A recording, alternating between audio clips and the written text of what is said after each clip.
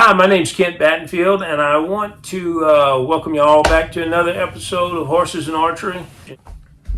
I wanted to address one of the common topics, common questions that you hear discussed at in competition or at practice or just around. And that question is, what type of horse is best for mounted archery? And you can get into a heated discussion over that. And the thing is that most of the guys that ask that question, or girl, or people, whatever, that ask that question aren't trainers. Um, Most of the trainers, when they ask, I don't know. I'm going to give you a perspective from a trainer uh, about that answer, about that question. What type of horse is best for mounted archery?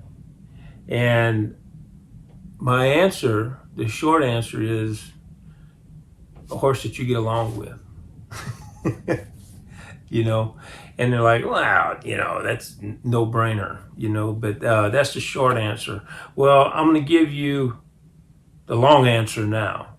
And what a trainer would look like, or what I look for, and the reasons why I look for those things in a mounted archery horse. What I look for in a mounted archery horse, and the reason why I look for those things in a mounted archery horse. How I can look at a horse and see one that seems to be riding really well, and look at him and say he's not going to make it, or look at one that doesn't ride at all, that's not even saddle broke, and I can say he's going to be a great horse.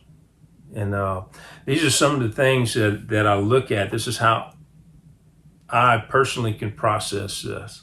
And I have doing natural horsemanship, you come into a basic understanding of the mental workings of a horse, okay? Why they do the things they do, and why they react the way that they react. And one of the main things you need to understand and you need to look at is the sensitivity level of that horse. The sensitivity level of a horse is gauged by his flight. And what I mean by that is what will make him flight. Okay? What has to happen before he just runs off? I gotta get out of here. Okay? That's what I mean by flight. He's scared, he's going. Okay? Doesn't matter. Car's in the way, he's jumping over it. Okay? Or just he's gonna react, he's gonna jump. So what brings him to that point? Okay, on a scale of 1 to 10, when you're looking for an archery horse, 5 being your average horse, okay? For an archery horse, most people will need them more to on the 4 to 3 range, okay, in their sensitivity level. Sensitivity level to sight, sound, touch. That's the 3 things that'll make a horse flight: sight, sound, touch. Okay? How he reacts to sight. Okay? The things that he sees.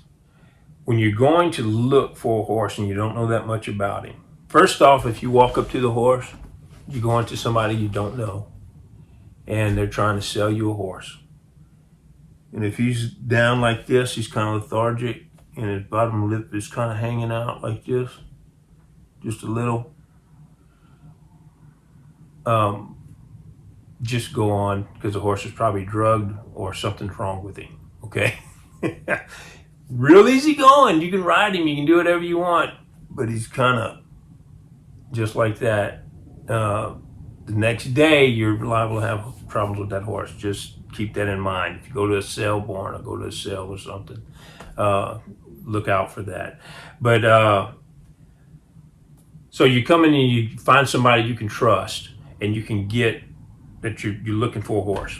So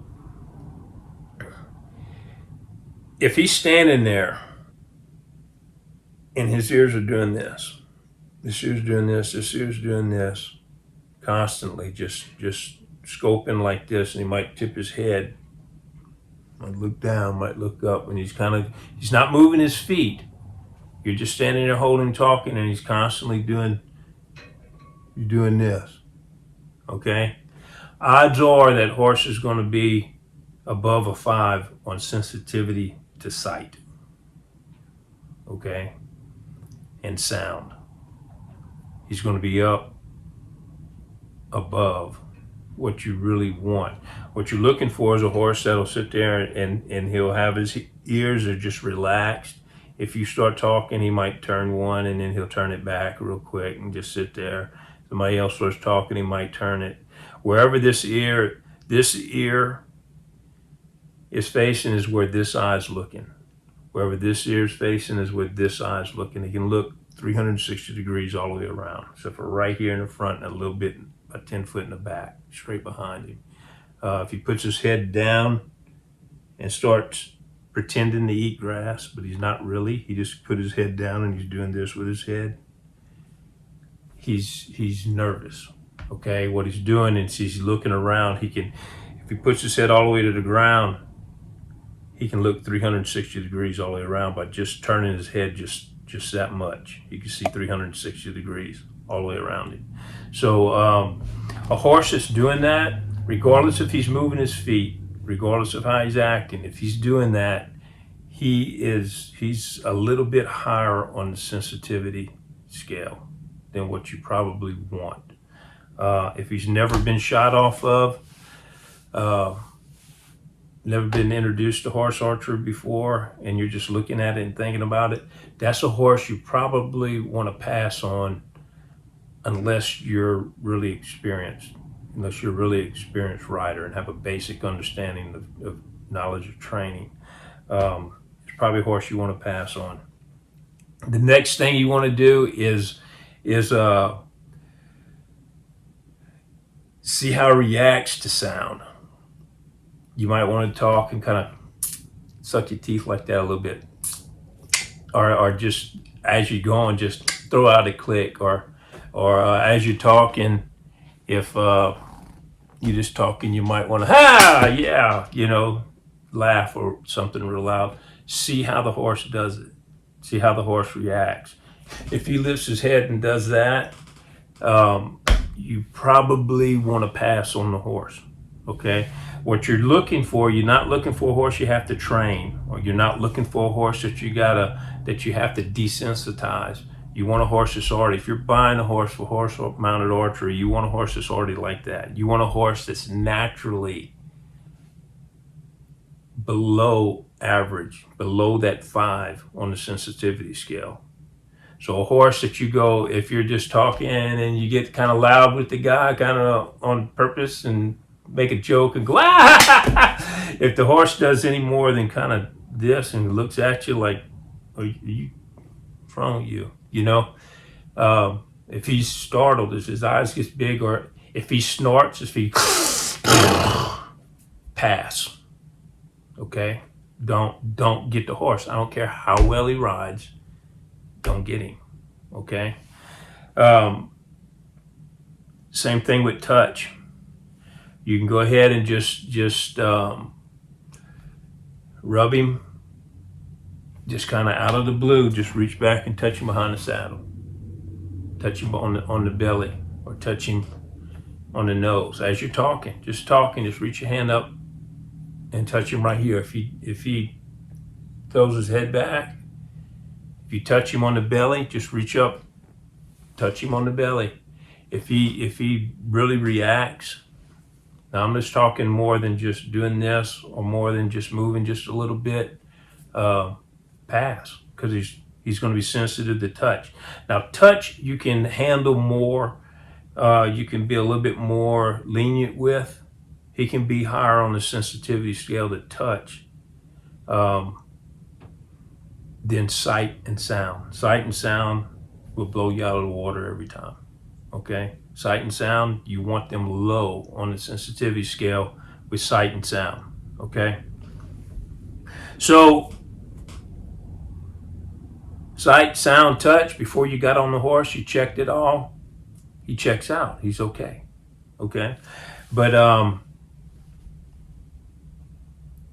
you get on him and start riding, and there's a little bit of something that you don't like. You might go to mount him, put your foot up in the stirrup, and he does this with his head.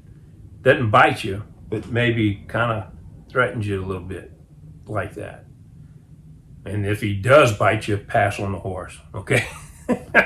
If the horse is you go to put your foot up and he's spinning around in a circle, pass on the horse. You don't want to have to do any training. The horse is supposed to be trained already. Okay. Again, all of this is unless you're a trainer, unless you have the ability to get the horse out of it. But all this will keep you from having a headache of having to get rid of that horse and get you another one. He ought to stand still when you go to saddling. He ought not to do this with his head.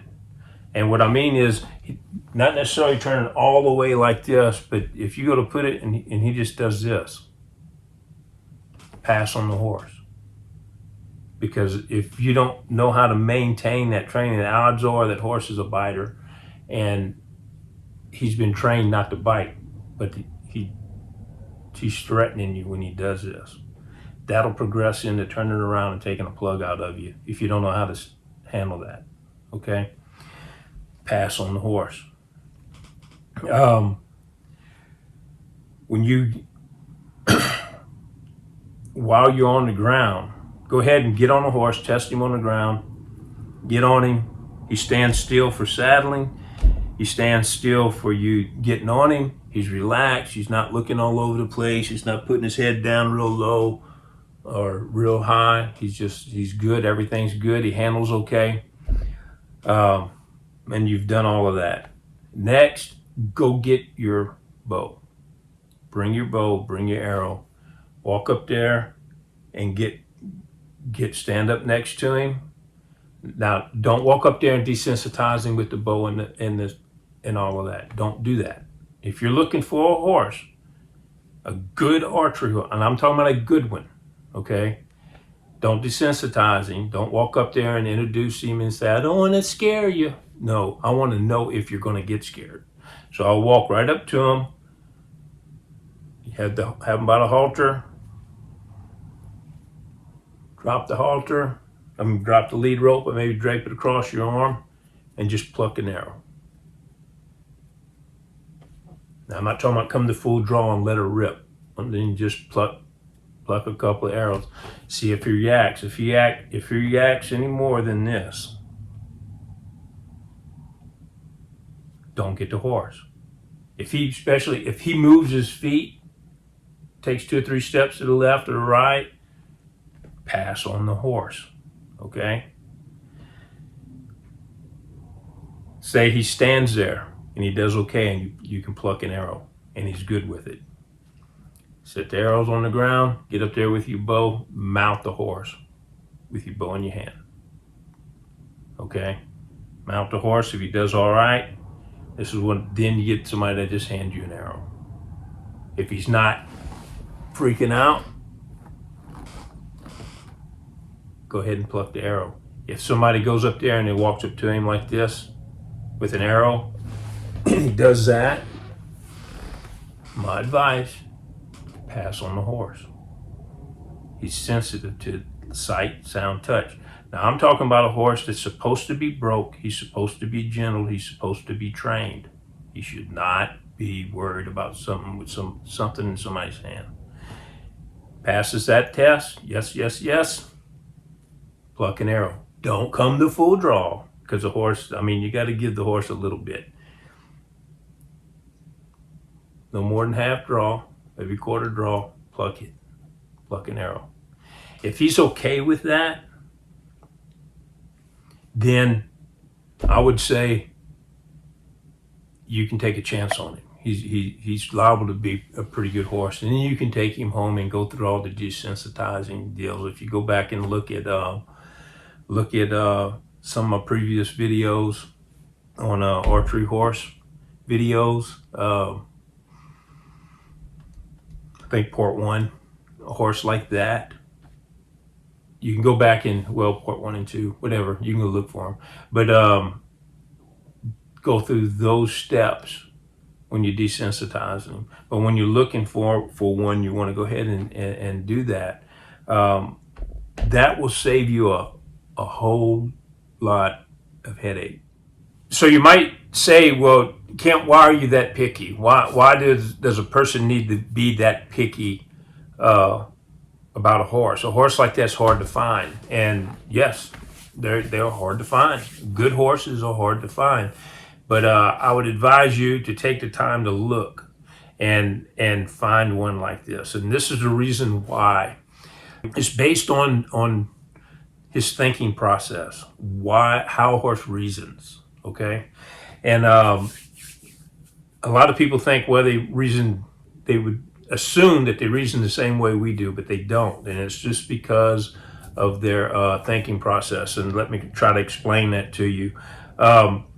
What a horse does in the present is based on what he's done in the past, okay? His past experiences, based on what's happening right now, this second, what he's reacting to, and what he perceives to happen in the next few moments, next few seconds, okay? Or maybe he might go as far out as a minute, you know what I'm saying? But in the next few moments. So what's happened in the past, what's happening right now, and what he perceives to happen in the next few moments. How a person reasons, why a person reacts the way he reacts right here in the present is based on what's happened in the past, what's happening right now, what he perceives to happen in the next few moments, and then what he thinks and what he desires to happen in the next few, maybe an hour or a week or a month or a year from now. Horses don't think that far in the future. They're not going to say, okay, it's going to get cold this winter. We got to go gather hay and so we can survive. They're not going to do that. They're going to eat what they have right then. They're going to look for some more when the time comes, okay? They don't think like that. They're not going to go out and talk to all their buddies in the pasture and say, oh, here comes Kent. Let me go over there and watch this. Watch this, guys. Y'all come look. This is going to be funny. And go play a joke on you and then run back and laugh. They don't plan like that. It might look like they're doing that, but it's not planned. If they do think something's funny and they run back and laugh, and it's not something planned. But anyway, that's how they reason. What they do in the present is based on what's happened in the past, what's happening right now, and what's happening in the next few moments. Okay, knowing that and understanding that a horse's memory, a horse has a better memory than people, believe it or not. You might think some of them are stupid and don't remember. And some of them are, some of them have mental issues, just like some people can't retain, some horses can't retain, but the overwhelming vast majority of them can retain, they do retain. And that's how they learn, okay? So, because of this, and when a horse reacts to something, whenever he scares it, if you have a big loud noise like, bah! Okay, he might have just jumped to that. And then said, that idiot, why did he do that? It scared me, Horses don't do that. If a horse jumps, if something scares him like this and he reacts, they put him in that flight mode. You have to realize to that horse, that's a matter of life and death. Okay, that's literally, he just thought he was going to die. That's the reason why he jumped like that. Okay, and he takes it really seriously. A horse that's on a higher sensitivity level, they react to more. They're a lot of horses that's real high on the sensitivity level will they'll suffer post-traumatic stress, and it'll affect them their whole life. You may ruin a horse if you're too hard on him. If you scare him too much, you can ruin a horse. Depending on the breeds, like Arabians, if you mash on an Arabian, odds are you're going to run him, because when they're reacting and they're just kind of doing like this and being flighty, it's not because they're trying to be mean or stupid or obstinate. It's because they're literally scared of what's happening, and you have to actually train an Arabian. Okay, you're not gonna force him to do anything. Like a quarter horse, you can mash on them real hard. You can be pretty hard on the horse, and they're really forgiving. Arabians are not that forgiving. Why? Because most of them are way high up on the sensitivity level. Okay, they're a lot higher than most quarter horses.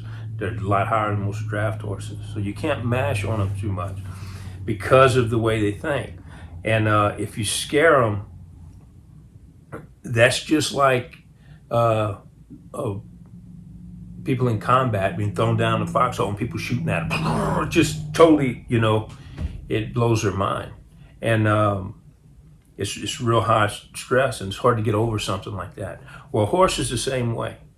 A horse that constantly reacts to the bag floating across the ground. Well, that thing scared him. And people, you got to realize that he thought it was going to kill him. He literally, the first time he seen that, he thought it was going to kill him. So he ran. He got away from it. Well, the next time, same thing. Here comes this killer bag, and they're going to run and going to get away from it. Okay? And they're going to learn that that's how they deal with that problem, running and getting away. Okay? So, and that's logged back in the back of their mind.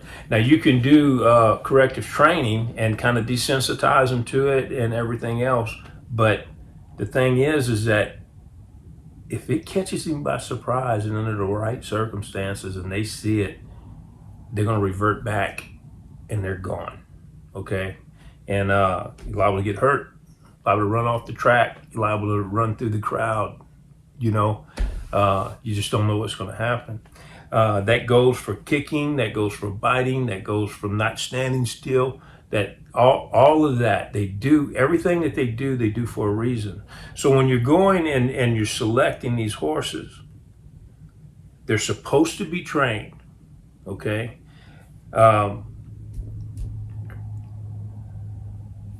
They're supposed to be good horses, good, calm horses. Now, a horse that's been raised right, hasn't been around a bunch of stuff or been around things, but has been desensitized properly, things doesn't bother him. He's not going to get in the flight mode when somebody comes walking up with him and trying to hand you an arrow. Okay?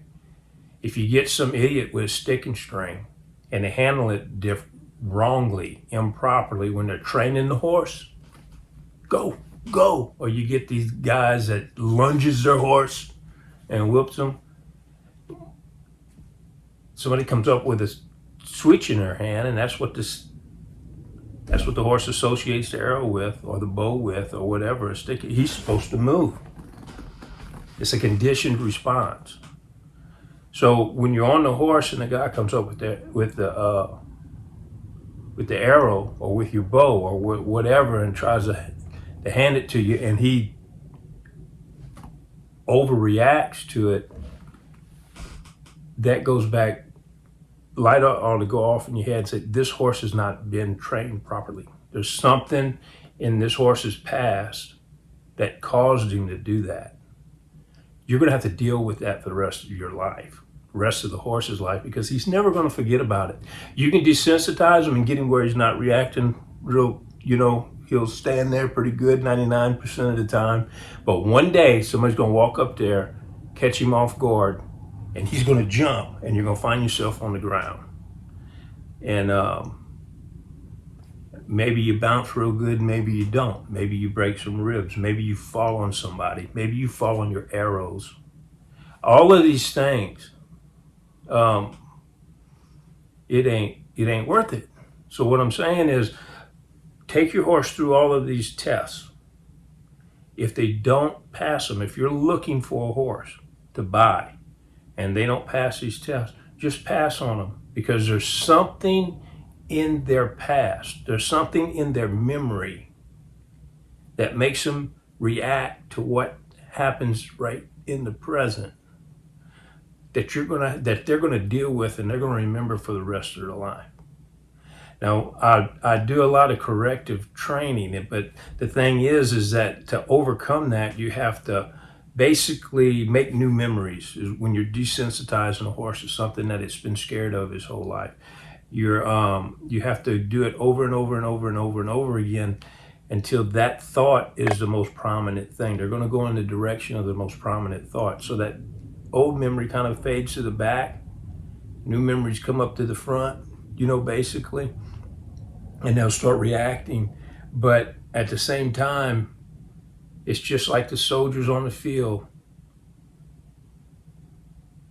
They say whenever a man gets really, really scared, or they come right down to their matter of life and death and they know it, they holler for their mama. Mama! Why? Because what they do in the present is based on what they've done in the past. And it goes all the way back to when they were 1 and 2 years old, little babies. And every time they got stressed, every time they got scared, mama, mama. And every bit of training, military training, every bit of everything that's happened through their whole life, in that most stressful moment, matter of life and death moment, and they know that they're probably going to die. Mama, it comes out. And you need to understand that when a horse gets scared, when something startles him, that is that matter of life and death moment for a horse. It might not be any more than the guy jumping out with the camera and going, chick. And it triggers him and he dives off the track and you fall off your horse. Or he runs through the crowd. So it's very important, guys, whenever you're looking for these horses, bring them through them tests. If they don't pass, don't use them, unless you are a trainer, unless you have the ability to, or you have, people that's right there that can help you with it. But it's years making a horse like this. It's not something that you're gonna get a horse and in 2-3 months make a good archery horse. It takes years to make an archery horse. And the thing is, if you're going to buy one 7 or 8, 9, 10, 12 years old or older, if the foundation isn't there, you don't want to have to put that foundation in. You don't want to have to do that 4 years of training before you can shoot off of your horse. You want all of those years of training already in your horse. And that way, all you have to do is pick up your bow, desensitize him to it, make sure he knows it's not going to hurt him, get her down the track and shoot. You'll have you an archery horse in a month or so.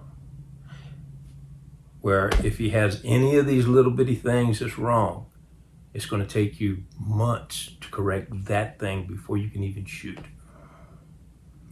So there you go. Again, I hope this has helped you. I hope you're enjoying these videos. I'm just sharing my limited knowledge with y'all, and I hope you're enjoying it. Don't forget to like and subscribe, share it with your friends, and y'all have a good day.